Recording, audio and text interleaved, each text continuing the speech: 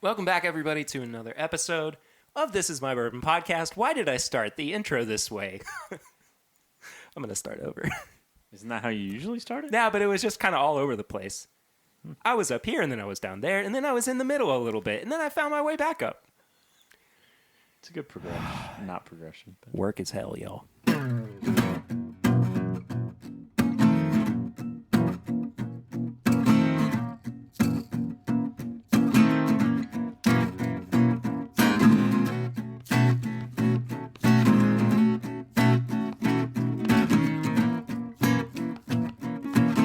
Everybody to another episode of This Is My Bourbon podcast. I'm your host, Perry, and I got Curtis and Swan back in the bourbon room for the first time in what feels like ages. Guys, welcome back to the show.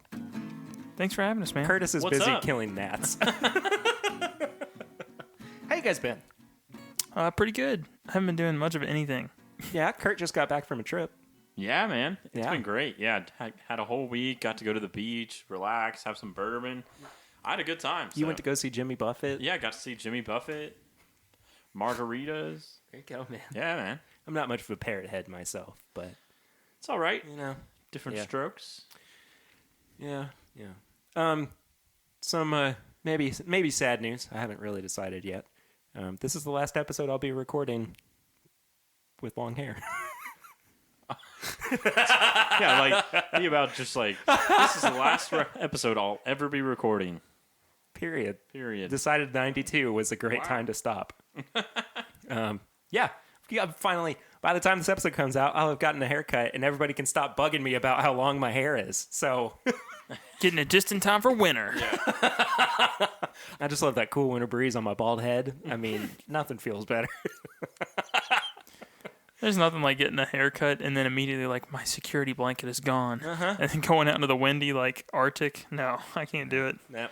Anyway, that's my personal update for everybody listening this week.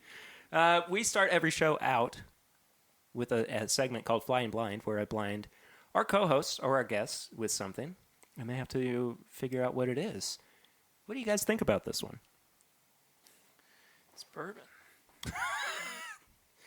And that's Insights with Swan. Thanks, Swan. It is bourbon. Yeah. I will say it's pretty good, though. I like this better than I remember Yeah. having liked it in the past. It's kind of like like if a Bananas Foster had a lot of like caramel on it. Mm-hmm. You know what I mean? Which I think is probably counterintuitive to how Bananas Foster's works. But I'm all right with it though. I mean, you can put caramel on anything. It's great. Yeah. I don't know if it's because this is sat open for a little while, but I did not mind that No, I think it's pretty at good. all. There's nothing outstanding about it, but it's No. solid. The finish is a little short. Mm-hmm. I'm kind of only getting like a brown sugar note on the finish, and even then, it's not super pronounced. It's kind of subtle, Yeah. but it's really not bad. I thought the nose was okay. Yeah, the nose is pretty good. For me, the nose was actually the downfall of it. Yeah, For me, yeah. I I can just see didn't that. think there was anything there. I think the palate was definitely the strong suit. I totally agree with that. Of this, I totally agree with that.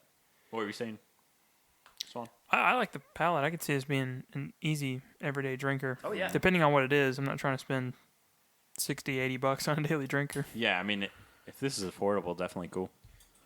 It's most certainly affordable. It is very old Barton Bottled and Bond, which is odd though because they don't make the Bottled and Bond anymore. They make 100 proof Huh? Okay. very old Barton, which, I mean, same price point. It's still like what $13, $14, $15, something like that. Same proof. I'm gonna guess roughly the same age. You know, probably in this case it's more like 4 to 5 years. Probably just for blending and flavor purposes, but yeah, I quite like this. Yeah, and they have a 6-year version of this, right? They used to? I think they used to. Okay. Yeah. And if it's not the Bottled and Bond version, it's like the 80 proof version. I can't remember for sure. I don't know. I know it's got the white on the top, just like the Bottled and Bond. Uh-huh. Yeah. Be curious to see what that's like. Yeah. But anyway, the reason that I did this was because this is from the same distillery that today's episode Which revolves around. which is everyone has been waiting for. It's just, At least Or Kurt's me. been waiting for people this. have Or been me. asking for this episode for months now, saying, when is Curtis finally going to get his day? Well, guess what, people? Today is Curtis's day. I got my day, guys. We are doing 1792 products. We've talked All about of Wild them. Turkey enough. He is done with Yeah, us. I'm tired of it. 1792. I'm tired of your Wild Turkey 101. I'm tired of your regular Wild Turkey. I'm tired of your rare breed. I'm tired of your like old turkey. I'm tired of it all. I'm tired of it. Are you good? Today's the day. Today is the day for 1792. Folks, we regret to inform you that Curtis Conrad has now left the podcast forever. I'm just kidding. No, man, I'm excited for this. We've talked about it for so long, and I'm tired of got your it. Kentucky Spirit. oh, okay. Now he's just looking at my cabinet. Yeah, I'm just looking like turkey products. Yeah. Anyway. Anyway, I'm ready for this.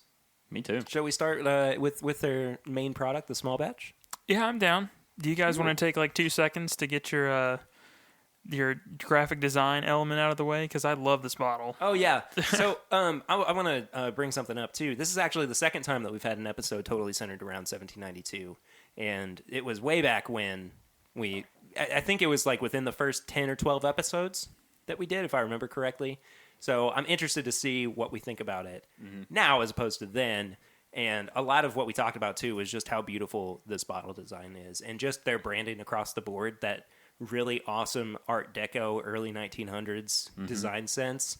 Just a beautiful, beautiful representation of their brand. Yeah, the gold cork stopper. Oh, like gold topper. The gold topper is just really nice. The overall branding on it's just really nice with the Art Deco. Some flourishes, stuff like that. Very simplistic.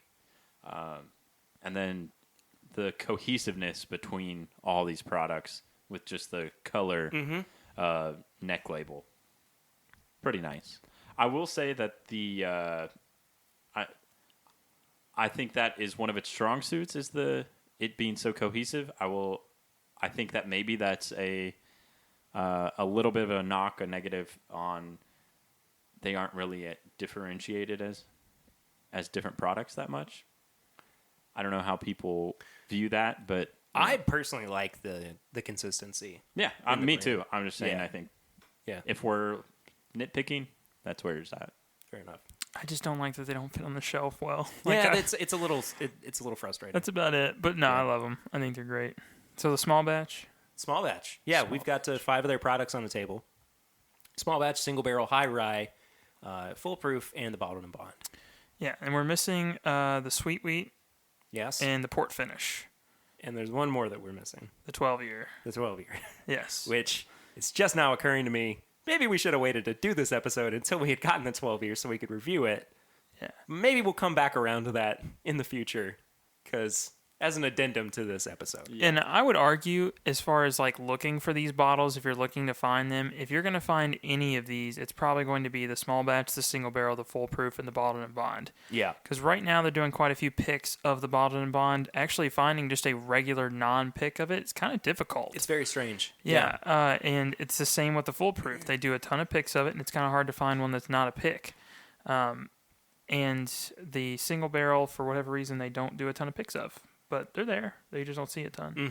Mm-hmm. And the high rye, I mean, occasionally you'll find it. I think they put it out every year, but it's not super consistent. Yeah, I think they only do it maybe like 1 or 2 quarters out of the year. Same with the sweet wheat, same with the port finish Yeah. as well. That 12-year, though, I don't think that that's going to be a consistent product in their line. I think that's probably going to be another thing that they put out every now and then. Yeah. And if you were in Kentucky in 2017, they also have a 225th anniversary bottle. Yes, they do. Yeah. But that was Kentucky only, or like relatively close to Kentucky, and it was a like navy neck tag on it. It was pretty cool. Yeah. What's interesting about that bottle too is that they always were saying it's just going to be for 2017. But then like 2018 rolled around, and I still saw some coming out.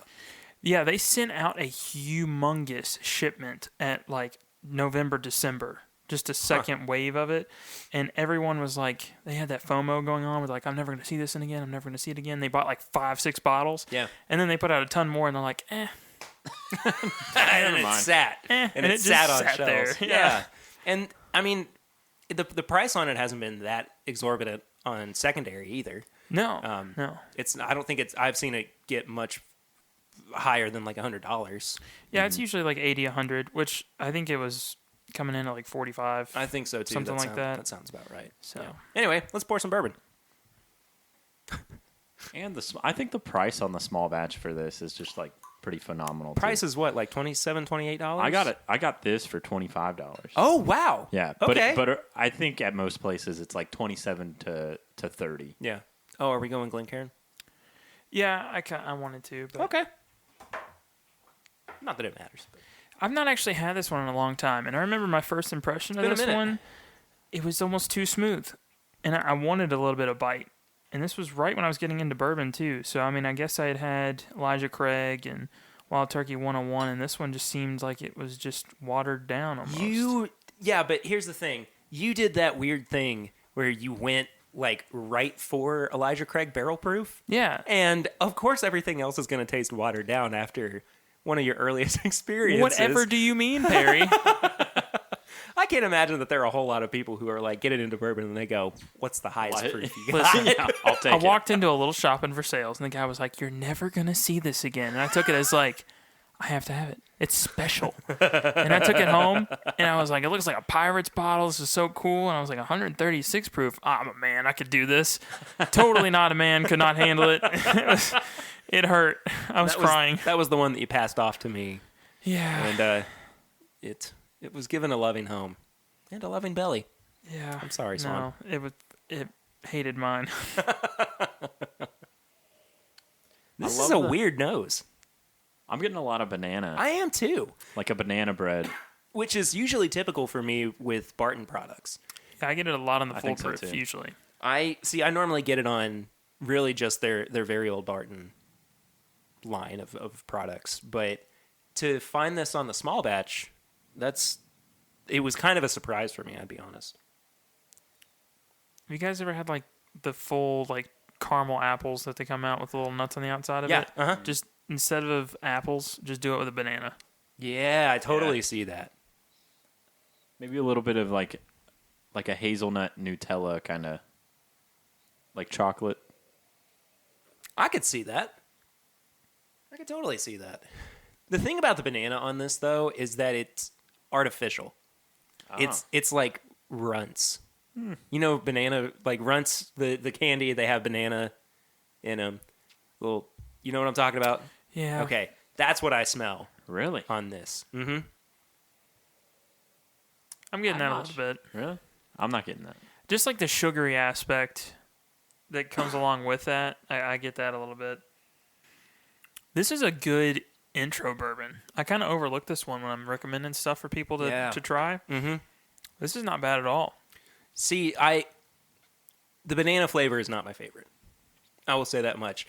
And it's kind of I'm picking it up a lot more in the back end of the palate into the finish. I really don't mind this. I think that this is absolutely something that people should try to get the opportunity to expand their palate. Yeah, for sure. I think it's a good introduction to Barton.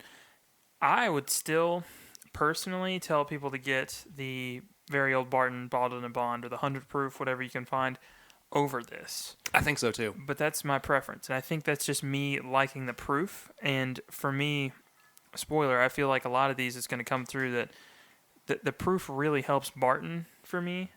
Anytime it gets over that magical 100 proof range, I tend to enjoy it a lot more. Do we know what the mash bill is on this? I do not. Let me look. What you got, Kurt? You know the mash bill? I was just looking at the proof. It's 93.7 proof. They always But do I don't know weird if they stuff have it with on the their. back here.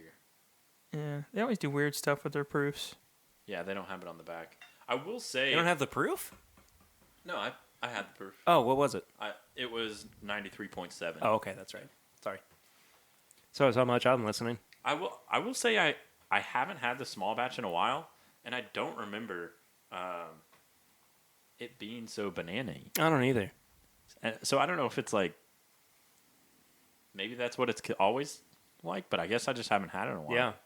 But I feel like if it's their standard like that's their staple product, Mm-hmm. it would probably taste the same. Yeah. There's not really a huge variation.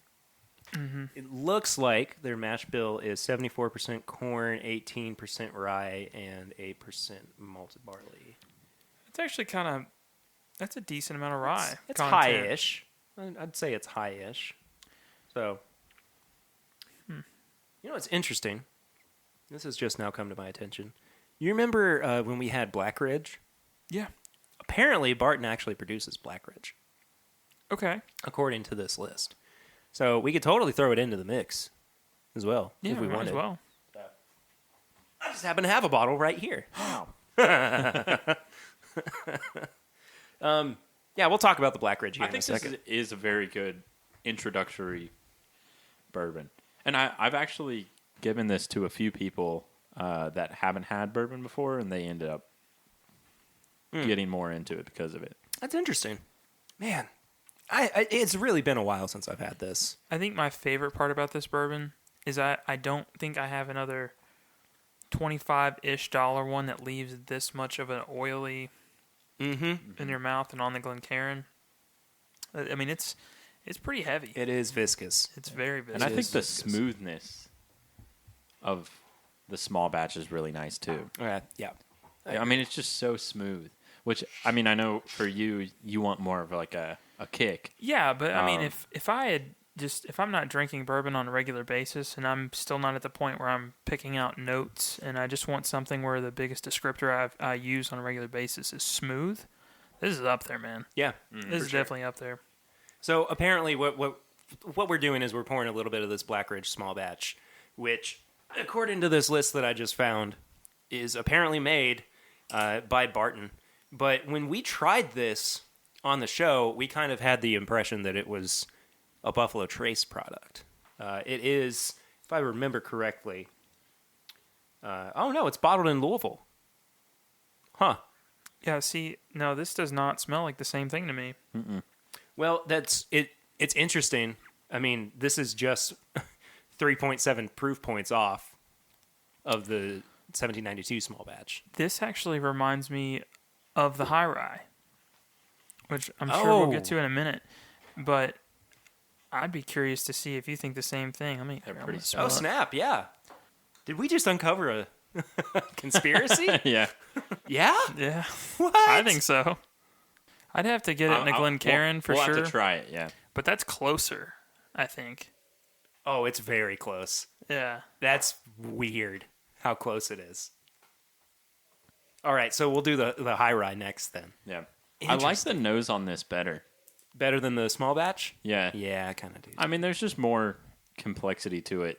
The other one was kind of not one note, but predominantly banana. Just didn't have a whole lot of depth to Yeah. it. I hate to go off of price, but I would kind of anticipate the Black Ridge to have a little bit more to it than the 1792 small batch, just because it is a $30 bourbon as opposed to maybe a $25 bourbon. Yeah, see, that definitely doesn't taste like their regular mash bill. No, it's void of that banana note for me. This tastes so much more like a Buffalo Trace product. Yeah. It really, really does. So I'll be interested to see, now that we're going to the high rye, how it compares. I do like that Black Ridge. Whose is that again? Like, where can I get that? Because somebody had, I think, mentioned that was like a Total Wine exclusive or something like that. It might be. I thought, I could be wrong, but I thought I had heard somebody say that was kind of like the Flatboat, but for Total Wine. No, Flatboat for Total Wine is 2-star. 2-star. Okay. Yeah. I cannot remember if I got this at Total Wine or if I got it at Liquor Barn. Honestly, I can't. I want to say I got it at Liquor Barn. That sounds right to me. I do like it better than the small batch. I'm going to pour some of this high rye and see what I think. for it. Back to back. I keep glancing over at the high rye and thinking that it's an old granddad. Because it's got that same shade of yellow, or excuse me, of orange yellow. Jeez, the old granddad used to have. Ooh, no, this has, in the Glencairn, a lot more depth than the Black Ridge. Yeah. Oh, yeah. Still a little banana note, though. A little bit of banana note. There's almost a dusty funk to this one. Yeah. This one's 94.3 proof. Ooh. What a weird proofing system they have. I don't know, man. I don't get it. There's some method to the madness, I'm sure, but like, I want to believe I don't that get it's it. like extremely specific, but realistically, I feel like it's more like if we just make it something weird, they're gonna think we put a lot of effort into this. Which I don't know. They definitely did because their products are really solid. well, I mean, the 225th had a very specific proof to it. It was 92.15. Yeah. Which is for 1792, the year that Kentucky was founded, and then 15, it was the 15th state in the Union. Yeah. So It also deters me from putting water in a lot of these because I feel like they've bottled it such a specific proof Yeah. that I don't want to mess with that. But like, Which- go ahead, Kurt. Then, Sorry. Then again, like, I wouldn't want to add water to it anyway, just because they aren't really like. I don't think it warrants it. It's not like a high proof that it might change. Yeah, it anything doesn't that seem much. like there's a whole lot. Like there's anywhere for it to really go. Yeah. Like it has to be opened up or anything. Now the foolproof though, that with it might actually be an being a instance. higher proof at 125, I think that is, that's probably more acceptable. Yeah. What's the mash bill on the high rye? Do not know. Actually, just looked it up and it said that it was unknown. Unknown, really. So, Okay. I would say it's probably anywhere from 25 to 35% rye in the mash bill. I'm getting a like butterscotch. Yeah, I got like a buttery note to it. I like this Ooh, one. this is good. This is my favorite of the three things we've had so far. Well, Yeah. four things. For sure. This is definitely up there. I wish this was a regular release. Yeah, me too. I really do. Me too. I kind of wish that this were just their normal mash bill. Yeah, no, I'd be perfectly fine with that. Like a higher rye, I think would be great. I would honestly like when these are retailed, they're 45-ish. They're like 45.99-ish, and they usually see them for about 60, which is not ridiculous. Because if this was on the shelf for 60 regularly, I think I'd pick this up on occasion. Yeah. I wonder. I would really like to see both of these as their like standard, like offerings.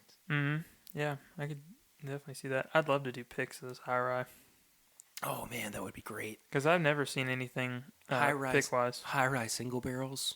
Mm-hmm. Oh man, and to try that at cast strength too. Oh, I'd be in heaven, Oh, dude. yeah, that'd be I'd nice. be in heaven. Oh.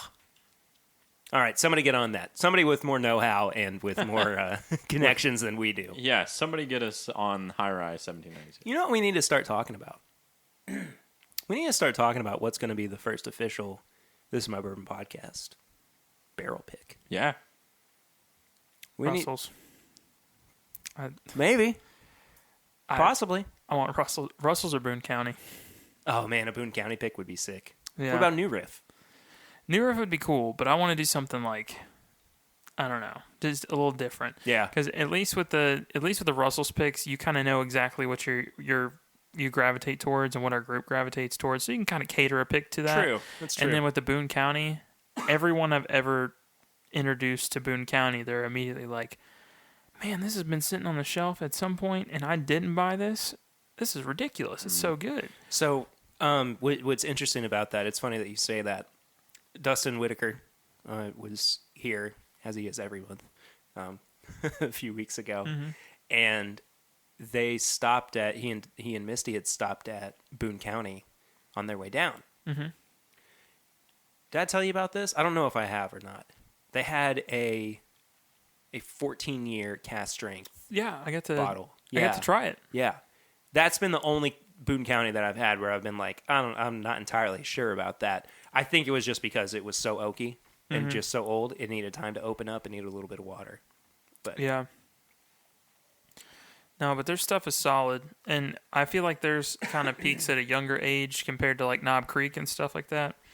Because a 15 Knob Creek, like a 15-year-old Knob Creek, 50-year-old, 50, yeah, woo, that'd be ridiculous. woo, talk about a short barrel. Yeah, but like those 15-year picks, they're great. I have no complaints on them. They're really not stupid oaky like some of them are. But then we tried the 14-year, and it was like this is a bit much for me. Yeah, I just realized something. We haven't done what we've been drinking. Oh, We totally skipped out on that. We did. yeah. Sucks, dude. Well, we'll just do it in the middle of the episode. Does that sound okay? Yeah. What have you guys been drinking recently? Adam Terry gave me a bottle of his new riff pick that Nashville Bourbon Society did. It's so good, It is easily top 3, if not the best new riff pick I've had of that. It is amazing. It's phenomenal. Yeah. I have that pick, and I've also gotten the Whiskey Gallery's new riff pick. Mm-hmm. Both are just fantastic. I mean, they are unbelievable bourbons. Yeah. It's great, and I'm pretty sure it's like 4 years and 3 days. Like it's I right. think so. Yeah. It's right on the 4-year mark, Yeah. but it is amazing. And then I've also been drinking. What was it? I got a bottle of the Wilderness Trail, the high rye bourbon. I've been having more good. of that. That Yeah. stuff's great. I got batch 2 because they have D01 and D02 that just came out, and I got D02. Well, I just have batch 1. Yeah. Go ahead. Sorry. I think I like batch 1 better, but it's still good. Yeah, there's a slight variance, but it's not intense. Have you tried the Bourbon Karma pick? I've not Yet? opened it yet. Oh, dude. So last week, my tips and bits were don't sleep on 9-year picks from Knob Creek, even though we've gotten really used to the 14, 15-year-old picks that have been out.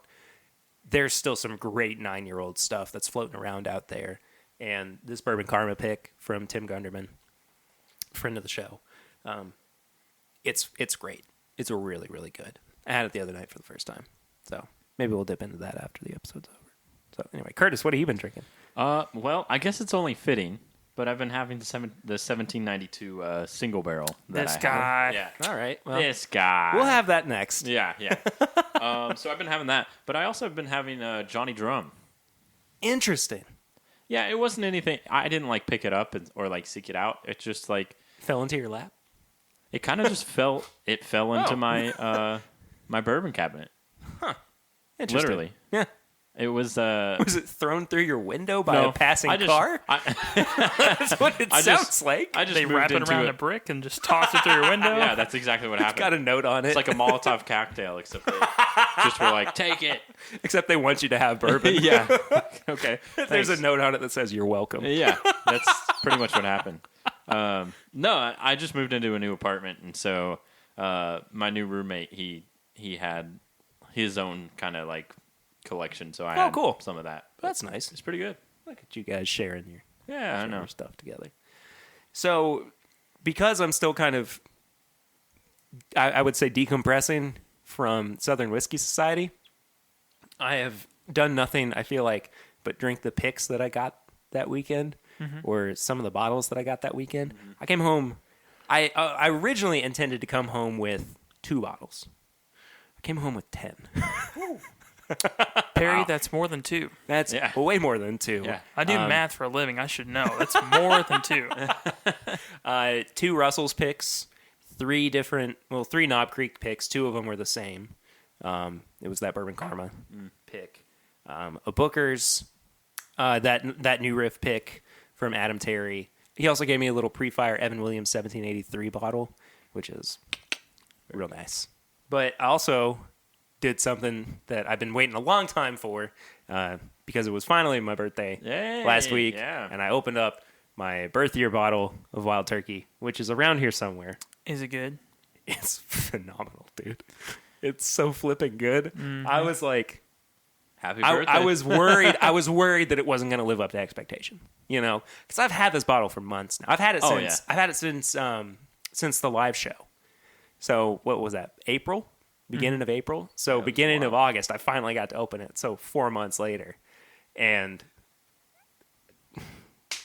all my expectations were met. I was totally happy with it.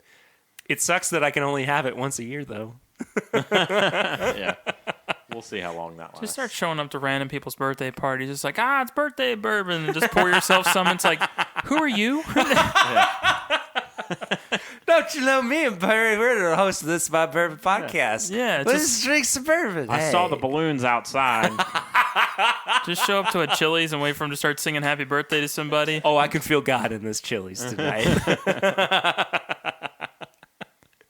Anyway, yeah, I opened my birth year turkey, which was pretty freaking awesome, and it's stashed away in the back of my cabinet. Probably a good place so for that it. I don't get into it. There you go. But anyway, back to 1792. Sorry for the break in the action there. Just realized that we What need should we to take move care of to? some business. You said something about the single barrel. I'm ready for the single barrel. Yeah, right. I'm So curious barrel because I've had 2 of these and they are both vastly different.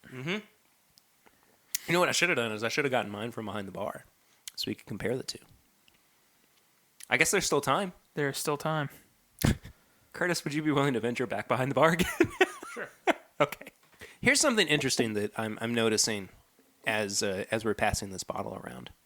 A while back, 1792 used to be age stated, and it also used to have a different design, different wrap around the neck. It was that rope, what's it called? Burlap. Thank you. This neck on the 1792 single barrel is what I would say looks the closest to that burlap wrap around the neck. Yeah. That's it. That's all I want to That's all say. you got. That's fair. I don't remember the proof being this high. I don't either. And this is going to sound dumb, but this is my gift bourbon. Anytime somebody's like into bourbon and they haven't had anything, I'm like, I'm going to get one of these. This is, you gave me, so this single barrel that Kurt just brought out, Yeah. that's the bottle he gave for me when I graduated. Yeah, I bought both these.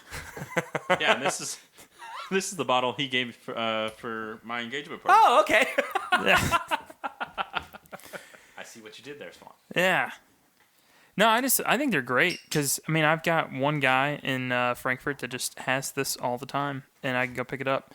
And it's a little pricier, but it's not anything too bad, and it's every time it's pretty worth it. I think this one's pretty worth it. Lots of, honey vanilla. Yeah, something happened when I got over 95 proof on this that it dropped the banana. I still get a little bit Yeah. of the banana, but not nearly as much as I did with the small batch. small batch. See, for me, it just jumped straight into butterscotch. I think it's like a happy medium between this high rye and the small batch. Yeah. Anytime they add proof to 1792, it generally bodes well for me. Same here. And I think vanilla is like a good note. It's to very talk about on it. French vanilla on the nose. Oh, there's something else in there. It's almost like movie theater popcorn. It's way back in the back of the nose. Oh, but that palate, though. Hello. That is wildly Oh, I was not different. expecting that. Wildly different. That is so good. I'm going to finish this one so I can have some of yours, Perry, and see if there's a big difference. Well, let's talk too about what it is that we're tasting. I'm finding like a green apple note on the palate, but there's also this nice layer of and it seems very layered to me. Like there's the green apple note. A little bit above that is like a rye bread.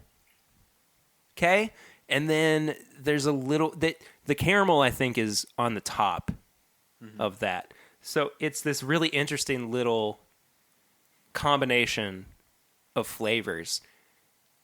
And there's even a savory note to it as well. It's like a soft pretzel. Yeah, it's like a... I get that where towards the back of the palate into the finish. Yeah. This is going to be really specific. When I used to work at a daycare, and so it was great. And I don't think I knew that. Yeah, it was my first job. I was a lunch lady, remember? I think I told you about this. Oh, yeah. Yeah. That's right. And so there was one day, it was like, we're just done. We don't want to serve anything, no hot food. So it was like, make your own sandwich day. And there'd be kids that would just show up and I want a peanut butter sandwich with chocolate chips and this and this and this and this. And it's like... And mustard. And mustard, yeah. But just that layering aspect of I want a peanut butter sandwich with marshmallow fluff and chocolate chips and Swedish fish and just random stuff. Oh, that's so gross. Yeah. But it's like that. It's I don't know. It's definitely layered. That's coming from the guy, though, who when he was about, 4 or 5 years old, said to his grandmother, I want a ketchup and mustard sandwich. Yeah. So she put ketchup on one slice of bread and mustard on the other, and that was my lunch. It was a mistake.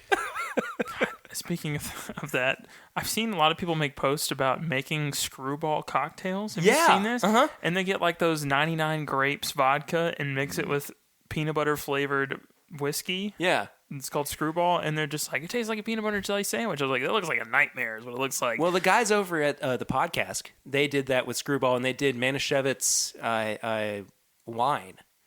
I think that's what it was. I'd have to go back and check. I might have to try it. There's a lot of people that enjoy I would it. love to. I'd love to try that. All right, I'm going to see how different this is.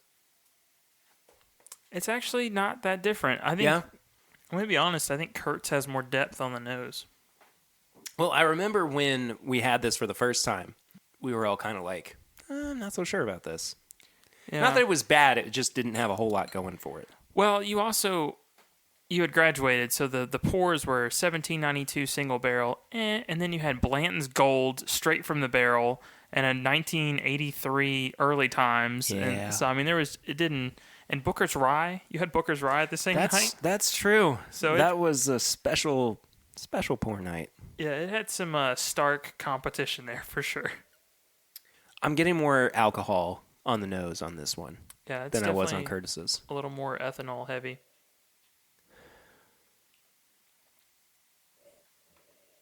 There's definitely like still a brown sugar sweet note to it on the nose, but it's definitely not as deep as Curtis's was.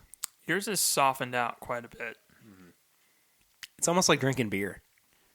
I don't know. It's a very easy drinker, I would say. Yeah, it's just flattened out, kind of. Maybe you should drink your bottle rather fast. Yeah. So it doesn't get to this point. Yeah, because this has been open for over a year now. Yeah. No, I mean, and this is, I guess, just the single barrel thing, going back to our single barrel episode, is you're going to have some that are great and you're going to have some that aren't. But with these, like I said, they don't do a ton of picks of them. They do. No. They do them, but I've seen them. I've seen them recently. So you kind of just have to grab it and hope that it's good, because I have to imagine even getting, if a liquor store gets in a case of 6, I can't even imagine all 6 are from the same barrel. Yeah, it's pretty flat. It's like a flat Pepsi. Yeah. It's very specifically Pepsi. It's not. Yeah, it's not Coke. It's not like Coke. A flat Pepsi. Just because it's sweeter is the difference. Gosh, I haven't had a Pepsi in so long. Had That's the other day. That's something in my life that I don't need, and I don't want, because I just don't like Pepsi. Yeah. I'm very strongly a Coke person. I'm very strongly a Coke person, but if they don't have it, I don't. Oh, I'll I have can't. it. I can't do it. I don't ever really get in the mood for Coke, But if they're like, if I order it and they go, "Is Pepsi okay?" I go, "No, bring me water." I'll tell you the one soft drink I cannot drink though, Mountain Dew. Cannot do Mountain Dew. Oof. Have you noticed how they've changed their branding over the years? It's gone from marketing towards the people of the South to video gamers. Yes. Yeah. And I remember their Yep. old little slogan they had was, "It'll tickle your innards." Oh, Don't like that. No, what on earth does that mean? I have no idea. I mean, I feel like I need to Probably why you- report it, but Yeah, probably why you don't like it. You heard it here first, people. show us on the doll where the Mountain Dew hurts you. Oh gosh. Anyway, And onto the onto the Next. bottled and bond. Yeah, so we'll save the 125 proof for last. I think that's probably a Yeah. good call. Yeah. Yeah. So they do a lot of picks of the bottle and bond. This one doesn't have a pick, so I was glad to find one that's the standard offering, so I can kind of see what it's like. I found another thing branding wise that's a little different. Yeah. So each bottle, different edition. Oh, yeah. Has a different. The different flourish. Flourish, Yeah. I think that's really cool. I would like to have those nerd talk in vector form Yeah. Yeah. Exactly. because I feel like it would be a pretty cool print or something. Mm-hmm. All right. I think this will probably be right up there with the high rye for me. I got to be honest with you. This has been my least favorite nose so far. What? Really? I'm not getting hardly anything. I'm just getting pretty much ethanol. I'm getting ethanol and barrel char. I get a lot of the oaky barrel notes on there. Yeah, and we picked this up. This was like 2 months after it started hitting shelves, and Kentucky just wasn't getting any of it. And I think you went on a trip and actually found this one. I bought it off of you. I'm just not finding Try a whole the palate. Yeah. The palate, you get the same, a lot of ethanol. Yeah, it's hot. Yeah. You know that flat quality that your single barrel had? This has that. I get that as well. Yeah. That being said, though, I'm still finding notes in it, whereas my single barrel rather, was just kind of one consistent flavor. Mm-hmm. This actually has a little bit of interesting complexity to it, peppered throughout it, rather. Yeah.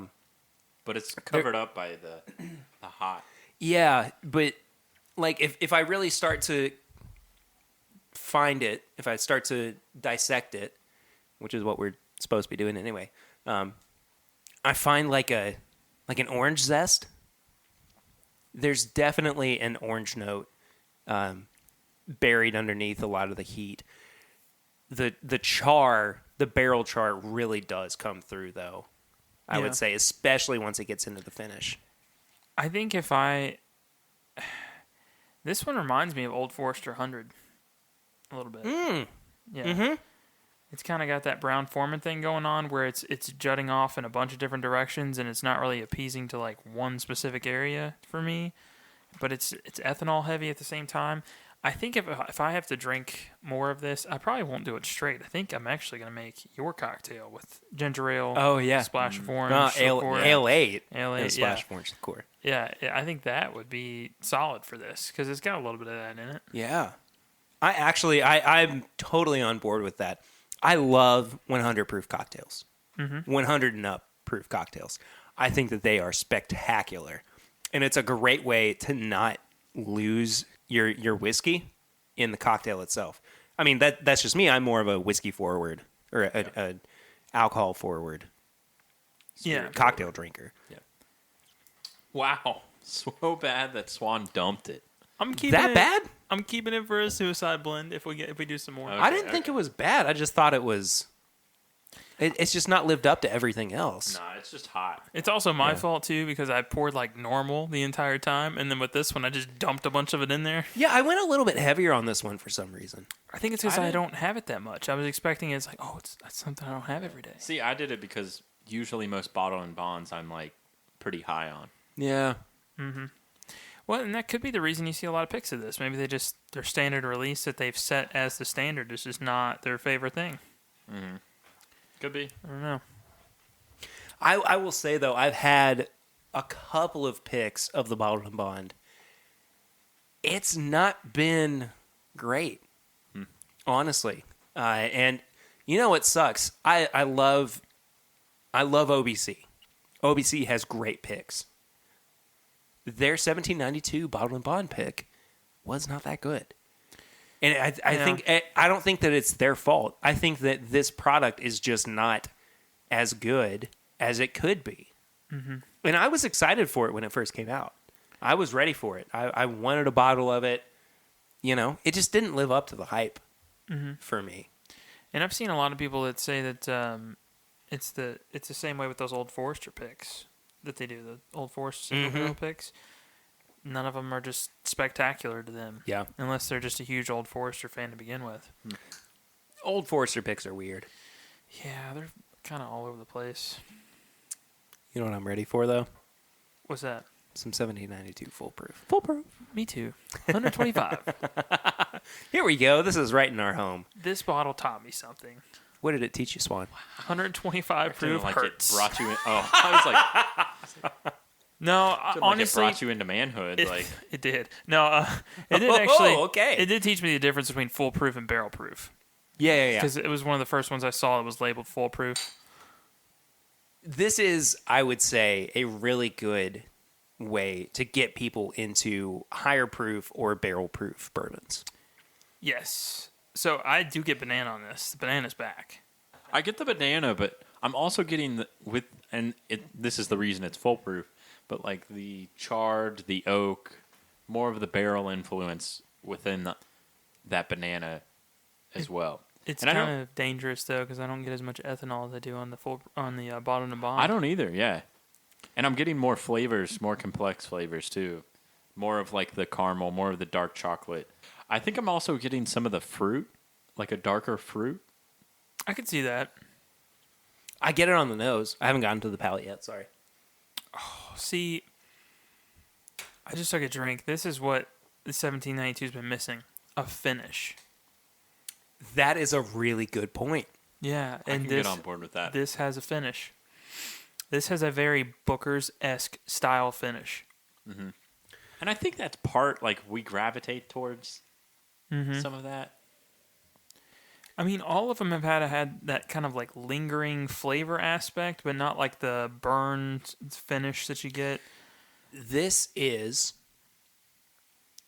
to me, a higher proof Booker's blended with a lower proof Elijah Craig barrel proof.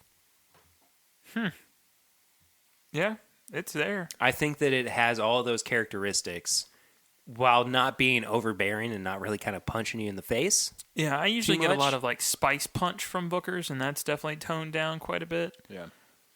Because this is definitely more of like a sweet, savory. Sweet, savory. Like, I think it's a really nuanced, high, full-proof bourbon. It's silky. Mm-hmm. I mean, it's a very like dark chocolate silkiness that, like, honestly, like Dove dark chocolate that kind of coats the tongue as you're moving from the palate to the finish. I like this pour a lot. Yeah, this is really good. I just got kind of giddy. think Like, that- I want more of this. I really think that's a big. I think the foolproof, man. That's the one. It's the 1792 foolproof. Out of everything we've had tonight, anyway, that's the one that I'm like, yes, Yeah, I've also right had there. And the probably- high rye. I think the high rye was. The high rye's good. Your single barrel's good too. Yeah, Yeah, for me, it's between the foolproof and your single barrel. Yeah. Honestly. I thought your single barrel, maybe it's because I have had multiple single barrels before and they've just not been up to snuff, but like that one really caught me off guard. It really, really surprised me, and I was all about it. yeah. That's like the 1792 version of his bottle of McKenna that he would not finish. And Oh, it's- Curtis knows all about it. yeah, Yeah. it's special. I had it man. multiple times. It was special. I don't know. I think everything we've tried today was pretty solid, except regarding the bottle and bond. I think that's more of a not so much for me. Yeah, so if I had to rank this, and I hate to have to rank it, but 'Cause they're different. right? And like it's not necessarily in terms of like the bottom was terrible and the top was just outstanding, but like it for me is just kind of preference, right? So the bottle and bond I think is at the bottom. It had a lot of really good things I think going on with it, but it just kind of took a little bit for me to really get there, which is not bad. It's not a bad thing, but I think that it could have been a little bit more upfront with its flavors.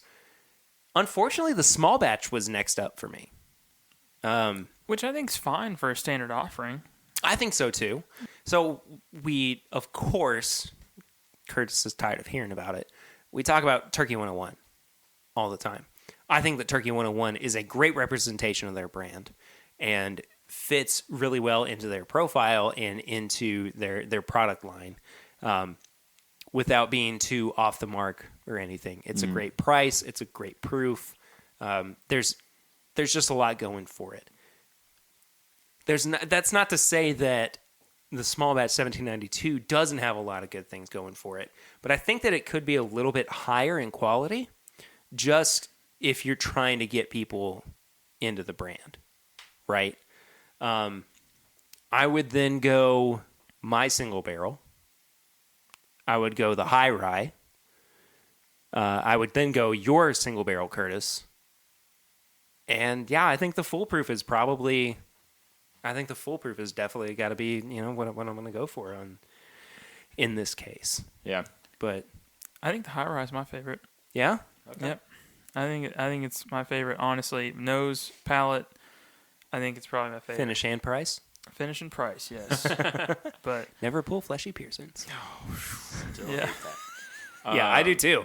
I hate it very, very much. If Yeah. we're ranking, I think I would go Honestly,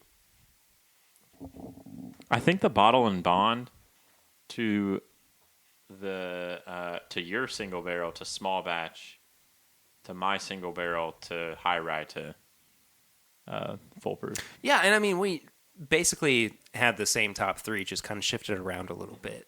Yeah. I would take I would take the high rye any day of the week. I think it's delicious. But there was just something about your single barrel and the full proof. It just had more complexity to it. Yeah. It had more depth. And, and this is coming from somebody who loves high rye bourbons. I love high rye bourbons.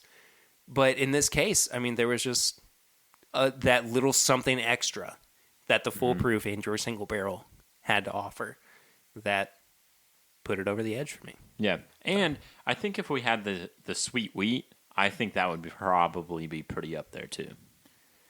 I've heard really good things about the sweet wheat. I think the only thing I've heard about the port finish is they said it's good, but it has a bit of a dry finish to it. Mm-hmm. Yeah, I think Chad's actually said that. Yeah.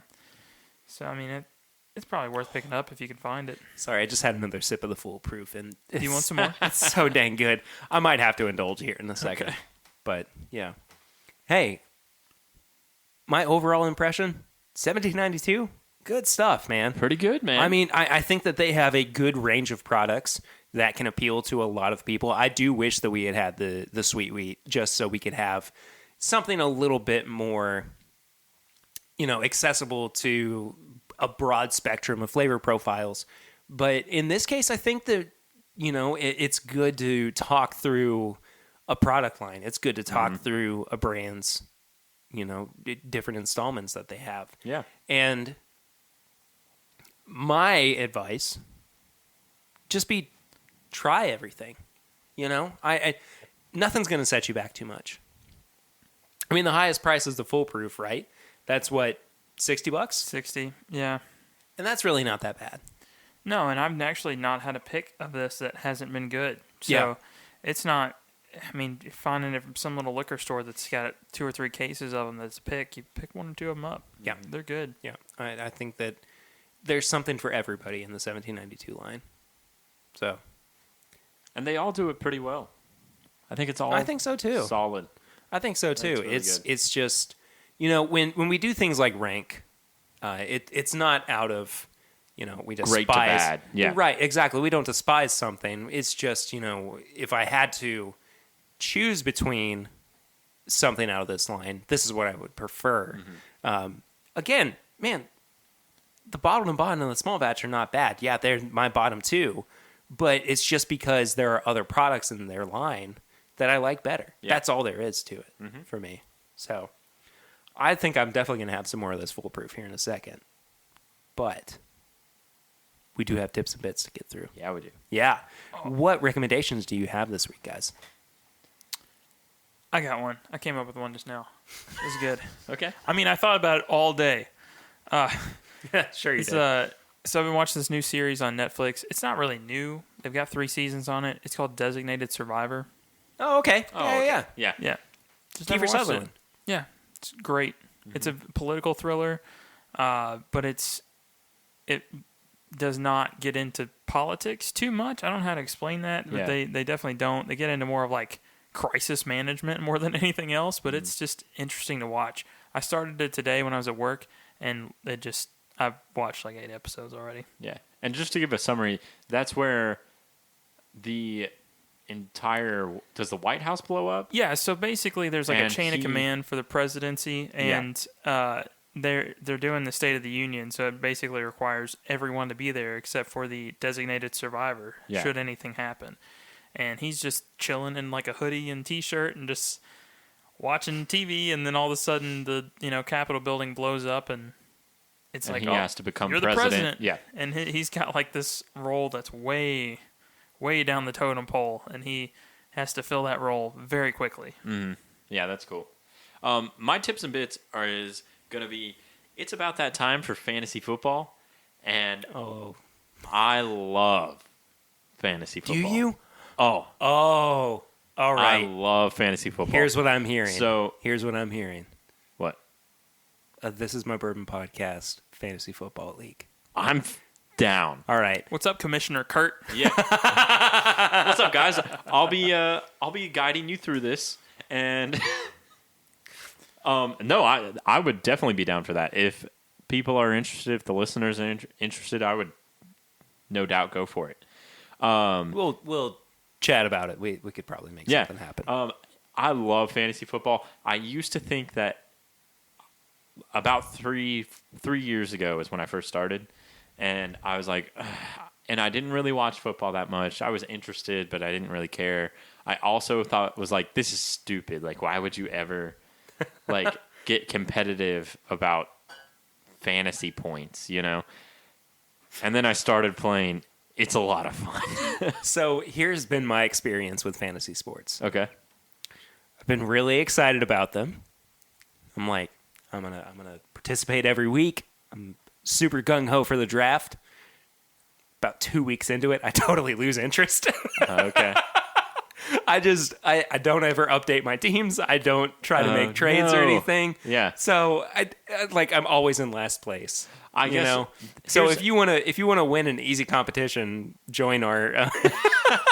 Here's another thing. Join our Did you fantasy football ever? league. Was there ever anything on the line? Was there any stakes on the line? No. Any money on the line? Nah. That's why.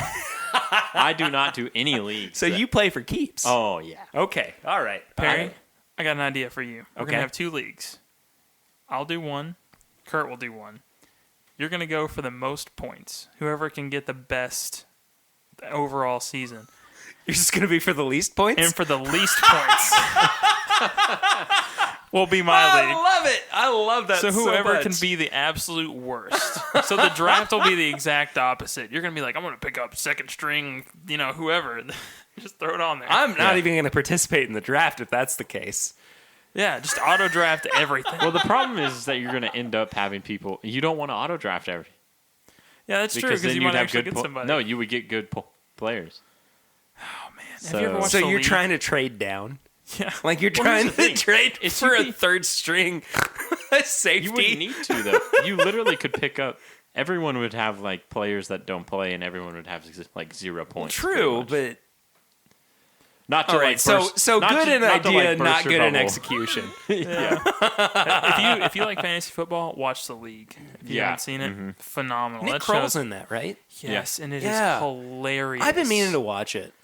You will start it and you're like, this is the dumbest thing I've ever seen, because the pilot episode is terrible. How many shows are like that though? Yeah, I mean, but it's just like The Office or Parks and Rec, where you get about halfway into season 1, you're like, this is the funniest thing I've ever seen in my Awesome. life. Sweet. Yeah. All right, I'm gonna watch it. So yes, fantasy football, man, Yeah, it's coming up. I can get on board with that. If we want to have a league, I'm down to be commissioner. I think you are automatically commissioner because you're the one who brought it up. Well, that's true. Yeah. I was just stating. If we have interested parties, I'll be there. Nah, it's all you, man. You're part of the group. I mean, it's not like you can't make posts and everything. Yeah, that's true. So I know that 2 weeks ago I talked about this, but I am still very much on a Tyler Childers kick. Mm-hmm. He has a great album that just came out. Also, his keyboard player, Chase Lewis, used to play keyboards for my band, Bad Sign, Really, that's which cool. was our little blues cover band. So is this tips and bits or is this me bragging? I'm sorry if it is. It's a But- bit. Yeah, Yeah. it's a bit. Yeah, exactly.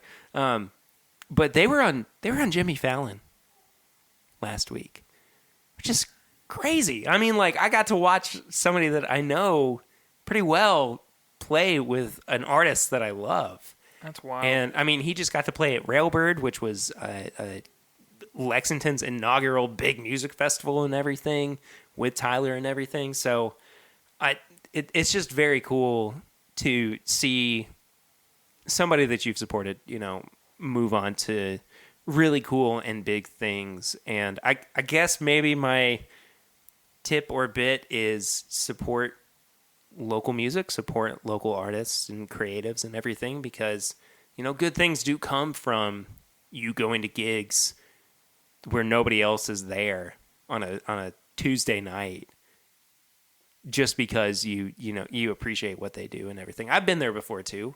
I played plenty of gigs where there was nobody there. I mean, granted, it was at 1 a.m. on a Thursday night, but different conversation for another time. Anyway, Tyler Childers' new album is so daggum good. You gotta go listen to it. Anyway, that's it. I think that does it for this episode. Speaking of which, yeah, at Railbird and supporting did you go? And supporting local artists, there was a stage specifically for local artists. Yeah, the Burl stage. It's called the Burl stage. Oh, so good. So that's kind of cool. I love that. The Wooks played on that stage, right? Mm-hmm. Yeah. If you've not looked them up, you definitely need to go look them up. They're a fantastic local bluegrass band. I mean, I cannot say enough good things about them. But anyway, support your local music scene. That's my tip and bit. That does do it for this episode, though. Thank you all so much for listening. I love doing these episodes where we just kind of do a deep dive into a product or into a brand's product. I think it's a lot of fun. So we'll do more of these in the future. If there is anywhere on social media that people can find you, where can they do that, guys? On Instagram, you can find me at KurtCon, and on Twitter, Kurt_Con15. I'm on Instagram and Facebook at My Bourbon Finder. That's it? Yeah, that's all I got. If you would like to follow me personally, I am at PRaider1492 on all social media channels. If you'd like to follow the show, though, we are at My Bourbon Pod on Instagram, Facebook, and Twitter. We would love to have you as a part of those little communities. Please give us a 5-star rate and review on iTunes. That really does help us find new listeners and get us more in the public's eye. There's something weird about iTunes where they have an algorithm where the more people, download and rate and review, the more people actually get to see the show. So if you have other people who would like to listen to, or you think would like to listen to this show, please do that and share it around, of course. You can head to bourbonshop.threadless.com for all of our apparel and merch. Got some new stuff that's going to be coming up there very, very soon, so be on the lookout for that. If you have any questions or comments, you can send them to thisismybourbonshop@gmail.com. Love hearing from listeners of the show, and we would be more than happy to read out your questions and answer them on every podcast. So if you have something for us, we would be happy to talk about it. And then last but not least, if you'd like to become a patron of the show, you can head to patreon.com/mybourbonpodcast. For as little as $1 a month, you can help support this show and all of the creative work that goes into it. It's not the easiest thing in the world, of course, every week to create content and edit every episode. So if you are able to do that and support the show in even just a very small way, it does help us out tremendously, and we always appreciate it. If you do decide to support the show, you get great things like bonus episodes. You get to be a part of our community chats. You get to be in for our Google Hangouts as well, where we all have some great pours and we get to talk to each other about what's been going on. And it's a little peek behind the curtain into what I'm like when I'm not recording a podcast. So go and check that out for sure. Again, that's patreon.com/mybourbonpodcast. Thank you all so much for listening. I think this has been a really fun episode. I'm ready for next week already. Yeah. You guys want to go ahead and record? No, I'm just kidding. Record another episode? We're doing double duty tonight. Okay. Now, we will see you all next week. Thank you so Double much trouble. for listening. Thank you so much for listening. We will see you all next week, but until then, I'm Perry. I'm Curtis. And I'm Swan. And this is My Bourbon Podcast.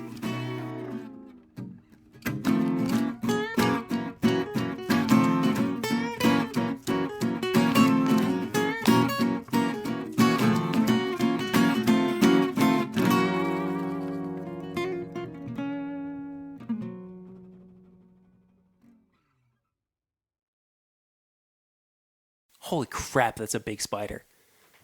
Oh my gosh, that is one of the biggest spiders I've ever seen. What is that? I don't know. It's outside. I mean, it is, but holy my gosh, it's so big. It's going to give me spider powers. Something's going to tingle if it bites you.